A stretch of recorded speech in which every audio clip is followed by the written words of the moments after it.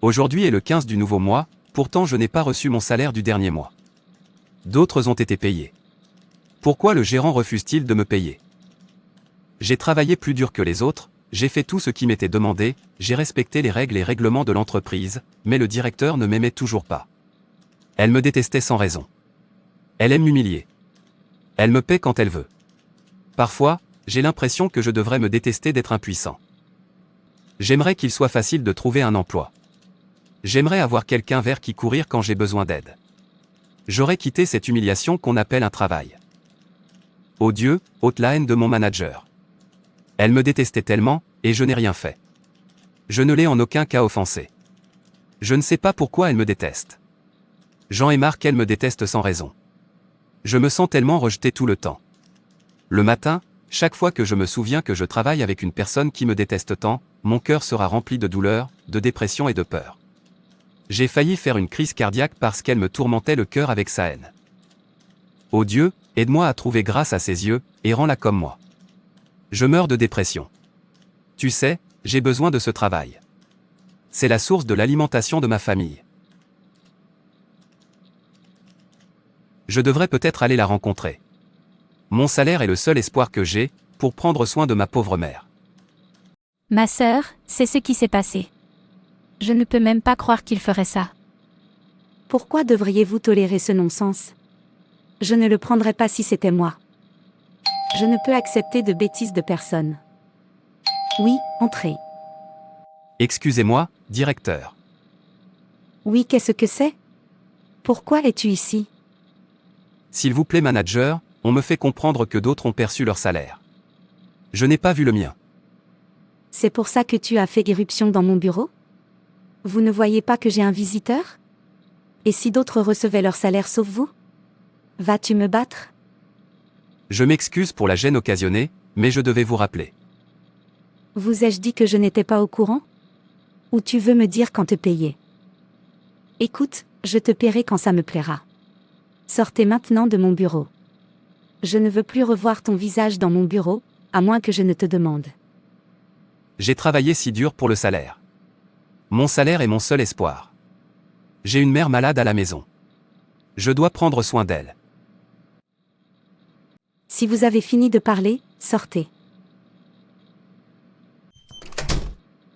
Non-sens. Pouvez-vous imaginer qu'il essaie de me commander de le payer? Mais pourquoi refusez-vous de le payer? Je remarque que tu aimes le punir sans raison. Je n'aime pas cet homme. Je déteste tout chez lui. En fait, je n'aime pas voir son visage. Qu'est-ce qu'il t'a fait pour que tu le détestes autant? Je ne sais pas pourquoi. Mais je n'aime pas du tout le voir. Je ne l'aime pas. Il me met en colère chaque fois que je le vois. Mais ce n'est pas juste. Comment pouvez-vous simplement haïr quelqu'un qui ne vous a en aucun cas offensé?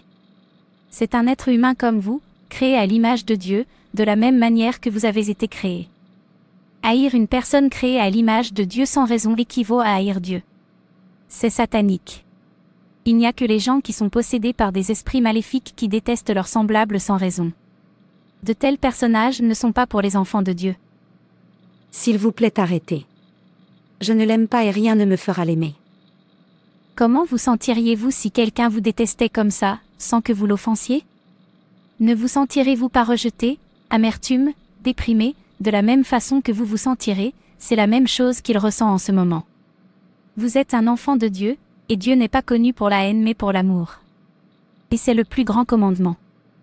1 Corinthiens 13 versets 1 à 3, dit: Si je parle dans les langues des hommes et des anges, mais que je n'ai pas d'amour, je ne suis qu'un gong qui sonne ou une cymbale qui retentit. Si j'ai le don de prophétie, et que je peux sonder tous les mystères et toutes les connaissances, et si j'ai une foi absolue pour déplacer des montagnes, mais que je n'ai pas l'amour, je ne suis rien. Si je donne tout ce que je possède aux pauvres et que j'exulte dans l'abandon de mon corps mais que je n'ai pas d'amour, je ne gagne rien. Vous êtes-vous déjà demandé ce qui compte pour Dieu? La Bible nous dit dans Galates 5 verset 6, « Si vous êtes un disciple de Christ Jésus, tout ce qui compte est votre foi, qui vous fait aimer les autres. » Dieu dit que ce qui compte dans la vie, ce ne sont pas vos réalisations, ou votre position, ou la renommée ou votre richesse. L'autre chose qui compte est d'avoir une foi qui vous pousse à aimer les autres. Si vous manquez cela, vous avez manqué la chose la plus importante de la vie. Si vous ne vivez pas une vie d'amour, alors rien de ce que vous direz n'aura d'importance. Vivez-vous une vie d'amour? Si vous ne l'êtes pas, rien de ce que vous direz n'aura d'importance. Les mots sans amour ne sont que du bruit. Si vous ne vivez pas une vie d'amour, rien de ce que vous savez n'aura d'importance. Nous vivons dans un monde où les connaissances explosent. Nous sommes plus intelligents que nous ne l'avons jamais été. Mais nous avons toujours les mêmes problèmes: crimes, abus, préjugés, violence. Pourquoi? Parce que le monde n'a pas besoin de plus de connaissances. Il faut plus d'amour. Vous êtes peut-être un génie. Mais Dieu dit, si vous n'avez pas d'amour dans votre vie, tout ce que vous savez est sans valeur. Si vous ne vivez pas une vie d'amour, rien de ce que vous croyez n'aura d'importance. Suivre le Christ, c'est vivre une vie d'amour. Il faut plus que la croyance pour plaire à Dieu, et ce plus est l'amour. Si vous ne vivez pas une vie d'amour, rien de ce que vous donnerez n'aura d'importance. Vous pouvez donner tout ce que vous avez et même vous sacrifier. Mais la Bible dit que si vous ne le faites pas par amour, aucun de vos dons ne compte. Oubliez ça, sœur, merci. Je sais où tu vas, mais ça ne changera rien au fait que je ne l'aime pas. Personne ne peut rien y faire.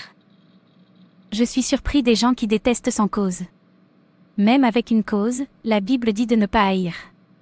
Matthieu 5, verset 44. Mais je vous le dis, aimez vos ennemis et priez pour ceux qui vous persécutent. Au contraire, si ton ennemi a faim, nourris-le, s'il a soif, donne-lui à boire, car ce faisant tu amoncelleras sur sa tête des charbons ardents. Romains 12 verset 20, la haine n'a pas sa place dans la vie des enfants de Dieu. Et aucun haïsseur ne verra le royaume de Dieu. Ne détestez pas et ne tourmentez pas vos semblables simplement parce que vous êtes en mesure de le faire. Rappelez-vous que Dieu vous regarde, un jour il vous déshonorera. Veuillez partir. Je vous verrai plus tard. Je suis très occupée en ce moment. D'accord, j'irai alors. Bye bye. Un nouveau commandement que je vous donne, que vous vous aimiez les uns les autres, comme je vous ai aimé, vous devez aussi vous aimer les uns les autres. Jean 13 verset 34. Histoire, tu ne sais pas à quel point je suis ennuyée de le voir. Je l'aurais viré, sinon parce qu'il travaille dur plus que les autres.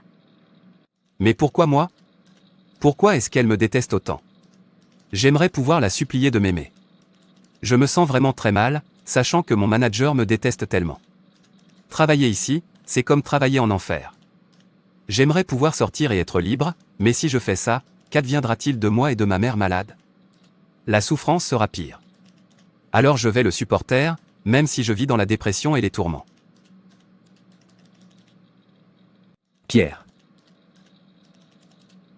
Savez-vous que le directeur a pris la voiture privée et le bureau privé qui était censé vous être donné, comme le meilleur personnel de l'année et l'a donné à Paul?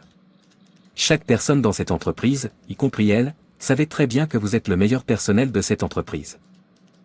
Je ne sais pas ce que je lui ai fait, c'est parti pour elle et Dieu. Pourquoi cette femme est-elle comme ça, pleine de haine et de méchanceté? Ce qui m'énerve tellement, c'est qu'elle dit aux gens qu'elle est chrétienne, mais en la regardant, vous verrez Satan. C'est bon, laisse-la pour Dieu. Pourquoi vous a-t-elle tant détesté, au point de vous retirer votre droit? La dernière fois qu'elle a augmenté le salaire de tout le monde et a refusé d'augmenter le vôtre? Je n'aime pas ce qu'elle fait. Je pensais qu'en tant que chrétienne, elle serait remplie d'amour et de crainte de Dieu. Au lieu de cela, elle agit comme un diable. Est-ce parce qu'elle est en position de le faire? Qu'est-ce qui lui fait penser qu'elle a le droit de haïr ses semblables? Il est temps de lui tenir tête. C'est trop. Qui pense-t-elle qu'elle est? Elle n'est pas Dieu et n'a pas le droit de tourmenter votre cœur. Je crois toujours que mon Dieu me verra à travers. Elle ne peut pas me retirer mes droits. Elle ne m'a pas créé. Il n'y a rien qui vient à un homme, sauf que cela lui est donné par notre Père Céleste. Mon salaire me convient. Si Dieu veut m'élever, il sait comment le faire. Oubliez votre prédication et faites face à la réalité. Vous devez faire quelque chose à propos de cette intimidation avant qu'elle ne devienne incontrôlable. Vous travaillez très dur dans cette entreprise, alors pourquoi cette méchanceté? Elle a de la chance, ce n'est pas moi, je lui donnerai une leçon qu'elle n'oubliera jamais. Alors que veux-tu que je fasse? Faisons en sorte que d'autres personnes signent une pétition contre elle et la détruisent. La méchanceté est de trop. Je vais bien que Dieu soit celui qui la juge. Si je la juge, je finirai exactement comme elle le veut, mais si Dieu la juge, il la déshonorera et me donnera la victoire. Son jugement est parfait. Ici vous allez à nouveau. Directeur Marc, vous êtes ici. J'espère pas de problème. Aucun problème. Le PDG m'a envoyé vers vous. Il a dit qu'il a créé une autre société à Ikorodu. Vous devez préparer Monsieur Peter et le préparer à être le directeur de cette entreprise car il est le meilleur personnel de l'année et bien qualifié pour le poste. D'accord, ce ne sera pas un problème. Puis je prends congé. Bon, allez bien. Sur mon cadavre, vais-je lui permettre de devenir manager? Cela n'arrivera jamais, tant qu'il est toujours sous moi, il ne va nulle part. Je pense qu'il est temps que je trouve quelque chose à utiliser pour le virer. Si je le laisse ici, les choses pourraient devenir incontrôlables. Je me fiche de savoir si je le déteste avec une cause ou non, je me fiche de savoir s'il est juste de le haïr ou non, tout ce que je sais, c'est que je ne l'aime pas.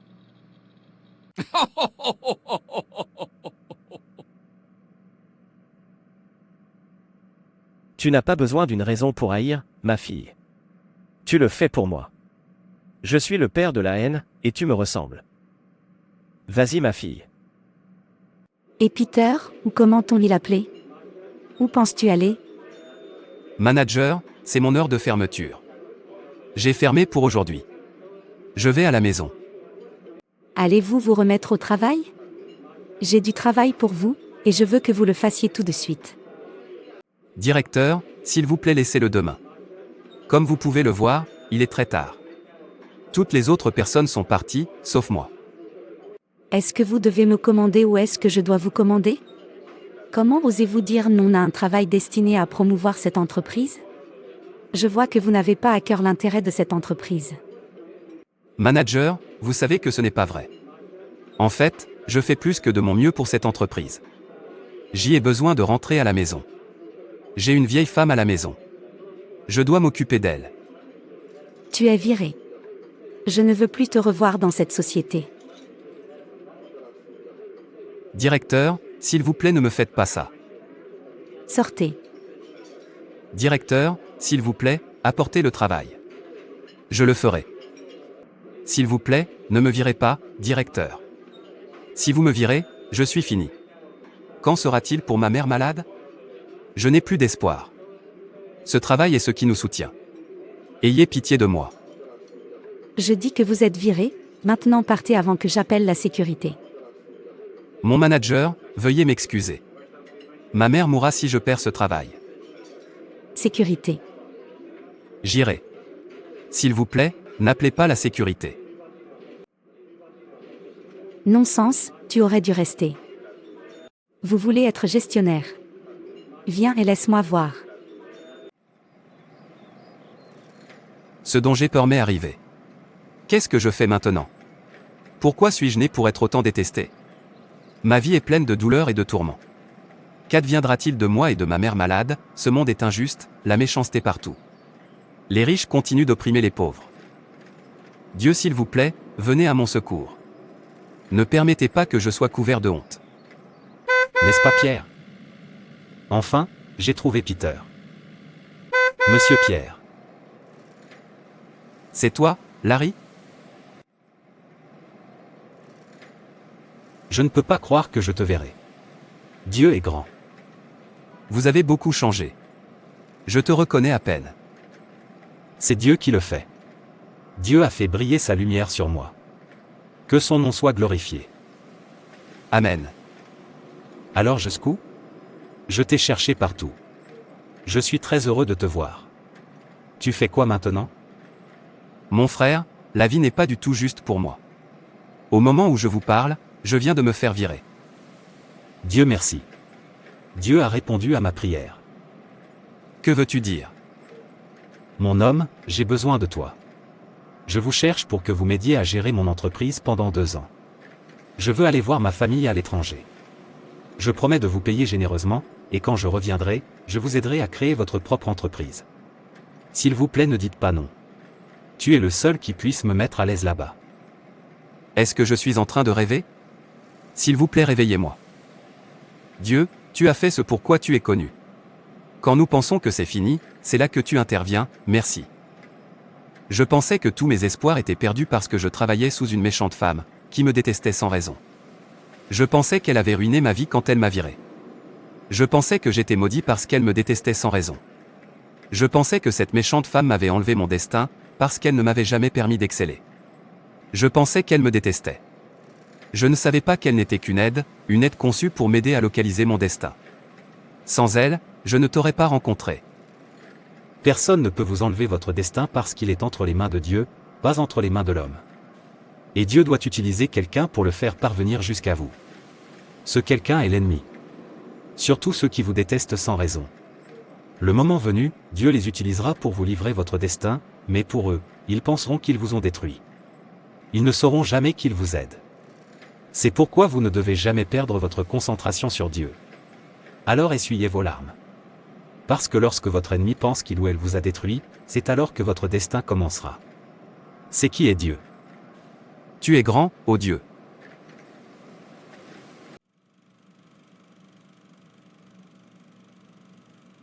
Je vous ai tous appelés pour vous annoncer que le propriétaire des sociétés que vous représentez tous les a vendues. Quel? Il a dit qu'il appréciait vos efforts et souhaitait pouvoir continuer à travailler avec vous, mais les circonstances le dépassaient, il a donc dû vendre ces 3 entreprises pour résoudre son problème. Et prier également pour que vous vous trouviez un meilleur emploi dans une autre entreprise. Merci à tous. La réunion est terminée. Vous pouvez maintenant rentrer chez vous. Bonne chance. La nuit est venue dans le jour. Mon monde s'est effondré en une minute. Cela ne devrait pas arriver. Où trouver du travail en cette période difficile? Pourquoi faut-il que ce soit maintenant que j'avais tant besoin de cette œuvre que le propriétaire ait dû la vendre? Qu'est-ce que tout ça? Je pensais avoir obtenu un bon poste dans une bonne entreprise. Comment mon monde a-t-il pu s'effondrer en une minute? Je vais donc devoir commencer à me déplacer à la recherche de travail. Ce monde est terrible. Quelque chose que vous ne croirez jamais arrivera dans une minute. J'en ai marre de rester à la maison. Pourquoi est-ce que je ne trouve pas d'emploi? Joie. Miséricorde, tu es là. Asseyez-vous s'il vous plaît. Joy, tu n'as jamais entendu parler de la nouvelle société près de Satellite. Allez-y. Je suis sûre que vous y trouverez du travail.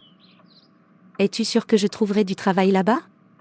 Aucune des entreprises auxquelles j'ai postulé pour un emploi ne m'a embauché, même si je leur ai dit que je ferais n'importe quel type de travail, ils m'ont proposé. Essayez celui-ci en premier. Qui sait, peut-être y trouverez-vous grâce. D'accord, je vérifierai là-bas demain.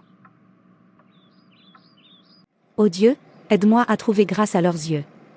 Qu'ils m'acceptent dès que j'interviens. Au nom de Jésus. Amen. Monsieur, quelqu'un est ici pour le poste de secrétaire. Laissez entrer la personne. D'accord, monsieur. Monsieur, je suis la personne. Vous avez dit, vous ferez bien en tant que secrétaire si nous vous employons. Monsieur, je promets de faire de mon mieux si le poste m'est confié. Êtes-vous sûr? Toi, comment se fait-il? Je suis surpris de vous voir ici. Qu'est-il arrivé à votre travail? Sachez que je suis désolé de vous haïr et de vous faire toutes sortes de choses terribles. Pardonne-moi. Non, tu ne m'as pas détesté. Tu te trompes. Bien qu'alors, je pensais que tu me détestais. Je me trompe. Je découvre que Dieu t'utilise juste pour me pousser vers mon destin. Je suis fait pour être plus grand que ce que j'étais alors. Je ne suis pas fait pour servir, mais plutôt pour être servi. Je ne suis pas fait pour travailler pour les gens, plutôt les gens devraient travailler pour moi, et quelqu'un doit y arriver. Ce quelqu'un c'est toi. Je devrais être celui qui te remercie, te demande de me pardonner de penser que tu me détestes. S'il vous plaît, vous êtes libre de travailler pour moi. Que personne ne se trompe. Si quelqu'un parmi vous semble sage dans ce monde, qu'il devienne insensé, afin qu'il devienne sage. Car la sagesse de ce monde est une folie devant Dieu. Car il est écrit, il prend les sages dans leur propre ruse. 1 Corinthiens 3 versets 18 à 19. Personne ne peut vous enlever votre destin, c'est dans la main de Dieu. Ne laissez personne torturer votre cœur pour quelque raison que ce soit. Ne placez pas les humains comme Dieu dans votre vie. Tu es libre. Levez-vous d'abord. Vous ne saurez jamais jusqu'où vous irez jusqu'à ce que vous commenciez à marcher. Merci Jésus. Qui vous a dit que vous aviez le droit de haïr vos semblables? Y a-t-il quelqu'un que vous pouvez créer? Sinon, pourquoi devriez-vous haïr votre prochain? La Bible déclare clairement que celui qui est du diable. La haine avec une cause n'est pas pour les enfants de Dieu, encore moins celui sans cause. Les seules choses que vous êtes autorisés à haïr sont le péché et le mal. La Bible parle d'aimer Dieu et de détester le mal. Psaume 97 verset 10, et haïssant l'assemblée des malfaiteurs, Psaume 26 verset 5, et haïssant le mensonge, Psaume 119 verset 116. Plus nous deviendrons comme Christ et comprendrons l'amour de Dieu, plus nous en viendrons à haïr l'hypocrisie, l'impiété, et le mal dans le monde. Le mal et le péché sont ce que vous devriez détester, pas vos semblables. Nous sommes avertis à maintes reprises dans la Bible, de la façon dont la haine et l'amertume peuvent nous détruire. Dieu nous dit dans les Écritures que la haine est une question de cœur et que quelqu'un qui est un frère est un meurtrier. 1 Jean 3 verset 15. Nous sommes encouragés à nous aimer les uns les autres, à tenir un bref registre des torts et à pardonner aux autres, sans entretenir l'amertume ou la colère dans nos cœurs. Quiconque prétend être dans la lumière mais déteste un frère ou une sœur est toujours dans les ténèbres. 1 Jean 2 verset 9. Arrêtez de haïr. Merci d'avoir regardé. Merci de vous abonner, liker et partager. Que Dieu te bénisse. Et rappelez-vous, Jésus vous aime vraiment.